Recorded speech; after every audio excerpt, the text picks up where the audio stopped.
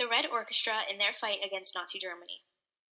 The Red Orchestra was a Nazi resistance group working from 1939 to 1942, whose common goal was to fight fascism through building an organized network of resistance, having a diverse range of members, and by exposing Hitler's plans.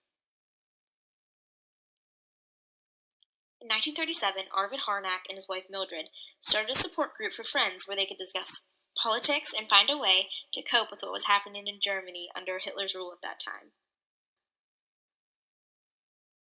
That support group soon turned into what became the Red Orchestra, one of the greatest espionage cases in history.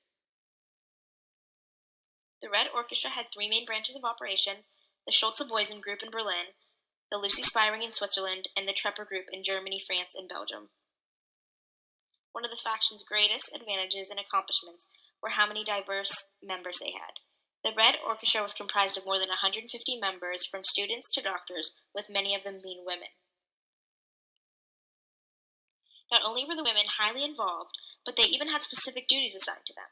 These jobs included handing out flyers, holding meetings, transporting radios, and even carrying radio transmitters, which was illegal and one of the more dangerous assignments during this time. What gave them an even greater edge was that they had members working directly under Hitler as undercover spies, including one in the wire room of Hitler's headquarters and another concealed among the Luftwaffe's top staff. Exposing Hitler was the main objective of the Red Orchestra. At the heart of their mission was informing the Soviet Union with Hitler's upcoming plans. With the information they would receive, they would smuggle key German secrets and documents to Allied forces and rescued several prisoners along the way. By creating three different Red Orchestra groups, they were able to efficiently provide the Soviets with details. The French unit provided information to resistance fighters and infiltrated several Nazi officers in Paris, stealing documents and radio equipment, and they would also infiltrate the German military intelligence Abwehr headquarters in Paris and successfully tapped in its phones. While the French ring had great successes, the ring with the greatest accomplishments was named Lucy, located in Switzerland. Not only did Lucy have high-ranking officers and lieutenants working for them, but the Lucy ring provided Soviet leader Joseph Stalin with extraordinarily accurate information on the Nazis' intentions for the future. In 1941, Harro Schulze-Boysen was hired onto the Luftwaffe's operational staff, who was in charge of planning Operation Barbarossa. Luftwaffe was known as the Nazi Air Force branch, and Schulze-Boysen was able to sit in on the meetings and listen to Luftwaffe's plans months leading up to the attack. The Schulze-Boysen Berlin group immediately began sending reports of Hitler's plans directly to Stalin, but Stalin and his team didn't trust nor believe the orchestra. Then, on June 22nd, the Germans invaded Russia, and Stalin's country fell to Hitler and the Luftwaffe's missiles. When the Red Orchestra finally did fall, it was not because of their lack of experience at carrying out espionage, but rather their lack of radios and other electronic resources. With the Red Orchestra sending heavy amounts of information over the radios, a problem occurred.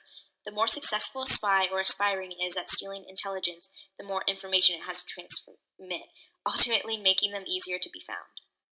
It wasn't until Hitler created the Red Orchestra Commando, which was a task force made of the Gestapo, the Abwehr, and the Nazi Security Service, that the Red Orchestra was finally located.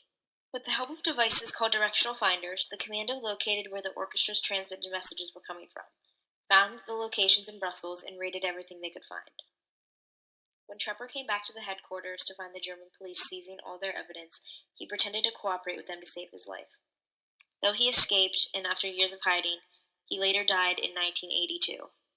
The Gestapo discovered Schulze-Boysen's name and address from a decoded telegram and arrested him on August 31st.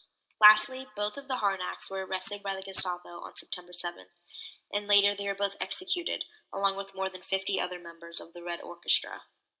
Due to Mildred Harnack technically not being a leading member of the orchestra post, she was sentenced to only 6 years in prison. Later, Hitler was informed of this, and he refused to allow this, causing her to receive the death sentence instead. Not only are 2 streets named after Mildred, but memorial plaques, a documentary film, and other memorials exist to remember the great couple who started the Red Orchestra. The Red Orchestra, in their